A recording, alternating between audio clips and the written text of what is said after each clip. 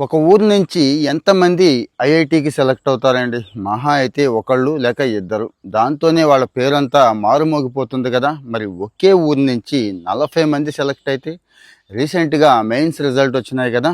బీహార్‌లో పట్వా టోలి అని చెప్పి ఒక విలేజ్ ఉందండి.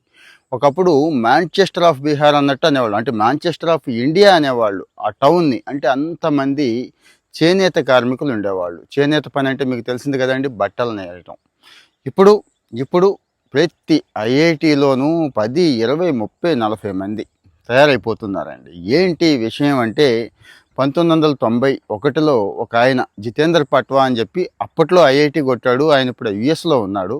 యుఎస్ వెళ్ళిపోయి బాగుపడదాంలే అని ఆలోచించకుండా ఇంకా మన ఊరికి ఏదైనా చేద్దాం, నాలాగే మిగిలిన వాళ్ళు కూడా చాలామంది ఉంటారు అని చెప్పి వృక్ష విత్ ద చేంజ్ అని చెప్పి ఒక ఎన్జిఓ స్టార్ట్ చేశాడండి. ఎన్జిఓ అంటే మరేం కాదు, మిగిలిన పిల్లలకు కూడా కాస్త మెటీరియల్ ఇవ్వడం, కోచింగ్ ఫెసిలిటీ ఇవ్వడం. ఎక్కడో రూరల్ కదా బీహార్ అంటే. ఒకసారి ఊహించుకోండి, ఒక ఊరి నుంచి ఒక 40 మంది 10th క్లాస్ పాస్ అవ్వడమే గగనం అండి. అలాంటి ఊరి నుంచి ఐఐటికి 40 మందిని తయారు చేశాడంటే ఈ సంవత్సరం.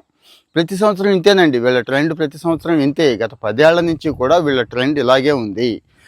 సో మరి చూడండి ఎంత మార్పు వచ్చింది అనేది. ఒక మనిషి బాగుపడితే మిగిలిన వాళ్ళని కూడా బాగు చేయాలి అని చెప్పి మనస్ఫూర్తిగా ఆలోచించాడు. వాళ్ళందరినీ కూడా బాగు చేయడం కోసం చక్కగా కోచింగ్ ఇప్పిస్తున్నాడు. ఈ ఐఐటీల్లో చదువుకొని బయట ఢిల్లీ, బాంబే అక్కడ ఉద్యోగాలు చేస్తూ ఉంటారు కదా, వాళ్ళు కూడా వచ్చి ఆన్లైన్లో వీళ్ళకి పాఠాలు చెప్పడం, కోచింగ్ ఇవ్వడం, మెటీరియల్ సప్లై చేయడం, ఇవన్నీ ఇవ్వడం వల్లే ఈరోజు ఆ గ్రామానికి అంత మంచి పేరు వచ్చింది, అంతమంది ముందుకెళ్ళిపోతున్నారు అని అంటున్నారండి. సో మరి ఒక్కసారి చూడండి.